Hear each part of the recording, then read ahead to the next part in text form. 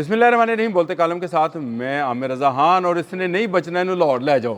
जी हाँ, बिल्कुल अमेरिका ने नहीं बचना, इसको पाकिस्तान ले आए ताकि इसके बचने की कोई सबील की जाए। ये है आजकल दुनिया का मौज़ू बहस, जो कि अमेरिका की हमाकत और इसराइल की लालच ने उनको डुबो दिया है आपने हमस के अंदर। और उसके बाद अब से दुनिया ये कह रही है कि अगर अमेरिका में बचना है तो वो पाकिस्तान चला जाए। यानी जिस तरह से यहाँ मरीज़ों को कहा जाता है कि वो नहीं बचेंगे तो उसको लाहौर के किसी बड़े हॉस्पिटल में दिखाएं, तो अब इसको जो हॉस्पिटल दिखाना है वो इस्लामाबाद का हॉस्पिटल है, जिसके लिए हमारे वज़ीर ख़ारजा जो है इसहाक़ डार वो चले गए हैं चाइना, और चाइना ने इसमें एंट्री कर ली है। यानी जंग के अंदर उसकी एंट्री का ये वो पॉइंट है जहाँ पर से अमन शुरू होगा। आज 31 मार्च है और इस मार्च के महीने में हमने क्या कुछ देखा है, अगर आप ज़रा साथ सब्र करें कि इसमें हमने जंग देख ली, इसमें हमने अरब ममालिक पर गिरते मिसाइल्स और जो है ड्रोन्स वो देख लिए, दुबई का खाली होना देख लिया, वर्ल्ड कप देख लिया और पता नहीं क्या कुछ, हाँ गर्मी सर्दी रमज़ान ये सब भी देखा है। और 31 मार्च आज के दिन को मैं अगर 1 मार्च से शुरू करूँ तो मैं इतवार का रोज़ था जिस दिन दफ्तर बुलाया गया था, और ये जंग का दूसरा रोज़ था। 28 फरवरी की रात को हमला हुआ और 1 मार्च को मैं ऑफिस में था। और उसके बाद से दुनिया में हलचल है तेल की प्राइसेस को लेकर, तेल की कीमतों को लेकर, आपने हरमज़ की बंदिश तक, और इसके बाद जज़ीरा हाग के जो है कब्ज़े तक जो इस वक्त बातचीत चल रही है, उसमें अब चीन की एंट्री किस तरह से हुई है कि हमारे वज़ीर ख़ारजा इसहाक़ डार, जिन्होंने मुसलसल 2 दिन 29 और 30 अपनी चोट के बावजूद जो उनके कंधे पर आई थी गिरने के बायस, उसके बावजूद ना सिर्फ खुशउस्लूबी से उस मीटिंग को, जिसमें मिस्र, तुर्की और सऊदी अरब के वज़राए ख़ारजा शामिल थे, अगले ही रोज़ यानी 31 मार्च को उन्होंने फ़्लाइट भरी है सुबह की और सीधा बीजिंग पहुंच गए हैं, जहां वो अपने हम मनसब चीनी वज़ीर ख़ारजा से मुलाकात करेंगे। ये मुलाकात क्यों ज़रूरी है और इसके पीछे क्या पूरा पस मंज़र है, अगर मैं आपको बयान करना चाहूँ तो वो ये है कि ईरान चाहता है कि कुछ ऐसी सालिसी हो जिसमें कुछ गारंटर भी हों, और वो गारंटर ऐसे हों जिनका अपना मफाद भी जो है आपने हरमज़ पे मरकूज़ हो। और उनमें सबसे बड़ा जो इस वक्त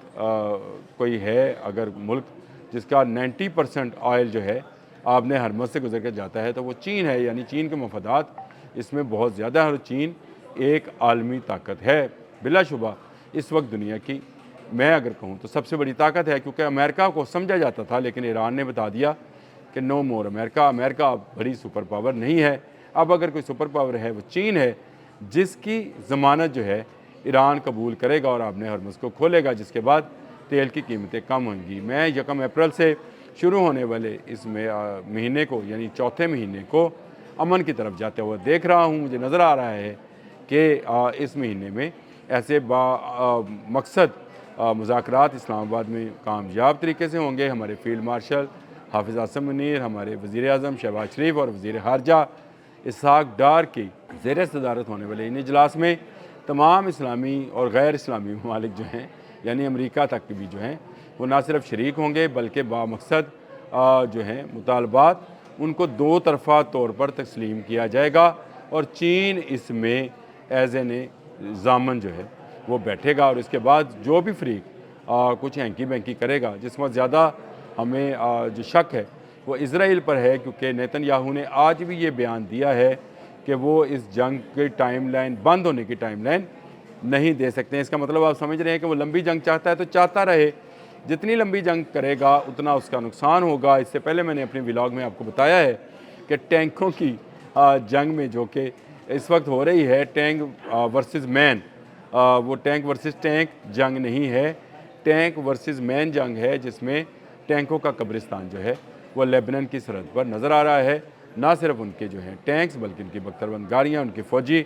एक बड़ा कब्रिस्तान जो है वो बन चुका है उनके लिए, और वहाँ पर उनकी मज़ीद कब्रें भी खुद रही हैं। इसी तरह से इसराइल के ऊपर इस वक्त हौज़ी भी जो हैं अपने राकेट बरसा रहे हैं, और दूसरी तरफ से जो है हिज़्बुल्लाह जो है वो भी राकेट बरसा रही है, और तीसरी तरफ से ईरान उस पर बैलिस्टिक मिसाइल्स और अपने क्लस्टर बम्स के ज़रिए हमला आवर है। और हैफ़ा में उनका जो पेट्रोल का डिपो है उसकी आग आपने देख ली। फिर एक केमिकल फैक्ट्री जो है उसको भी नज़र आतिश ड्रोन्स ने कर दिया। ड्रोन्स के फायरिंग की वो फुटेजेस जिसमें अल्लाह अकबर का नारा लगाते हुए ड्रोन्स जा रहे हैं वो भी नज़र आ गए। तो यूँ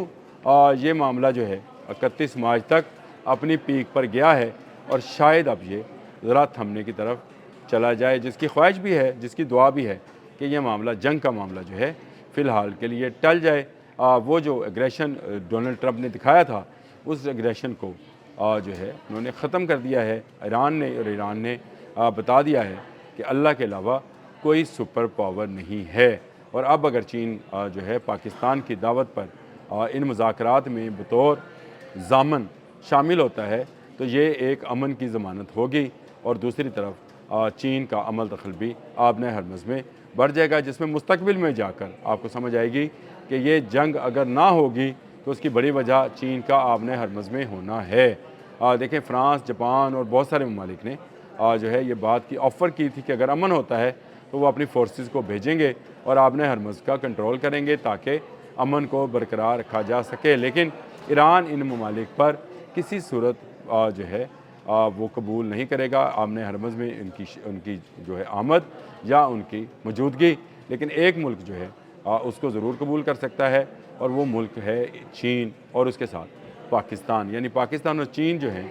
वो अगर आमने हरमज़ का कंट्रोल संभालेंगे और वहाँ पर होने वाली जो कशीदगी है उसको कंट्रोल करते हुए अमन की तरफ ले जाएंगे, तो शायद ये वो एक मौका होगा कि जब दुनिया में अमन दोबारा बहाल होगा, तेल की कीमतें नीचे आएंगी, गैस की कीमतें नीचे आएंगी, और जो दुनिया को आने वाले बहरान है जिसमें सबसे बड़ा बहरान जो है फूड सिक्योरिटी का होगा। ये आज मैं बात कर रहा हूँ आपसे, अगले आने वाले दिनों में आपको पता चलेगा जब खाद नहीं मिल रही होगी किसानों को कि वो इसमें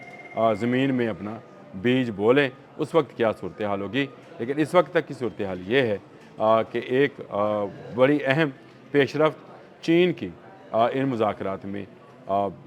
अभी तो यही कहा जा सकता है कि बिल वास्ता, और जब बिला वास्ता होगी तब भी बात करेंगे। लेकिन हमारे वज़ीर ख़ारजा इसहाक़ डार का चीन का दौरा इंतहाई अहम है ऐसे हालात में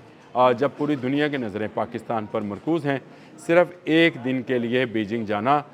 एक बड़ी ख़बर है, और इसको आलमी मीडिया भी उसी तरह से देख रहा है कि कहाँ वहाँ से क्या नताइज सामने आते हैं। क्या चीन जो है पाकिस्तान की इस ख्वाहिश पर कि वो ज़ामन बने या इन मुज़ाकरात का हिस्सा बने शिरकत करता है या इसको छोड़ता है। सूरत हाल ये है कि इस एक मुलाकात से ही आने वाले मुज़ाकरात की हमें होने वाली पेशरफ्त पर कुछ प्रेडिक्ट किया जा सकता है। बड़ी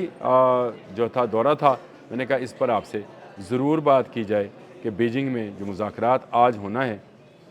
इसहाक़ डार और बीजिंग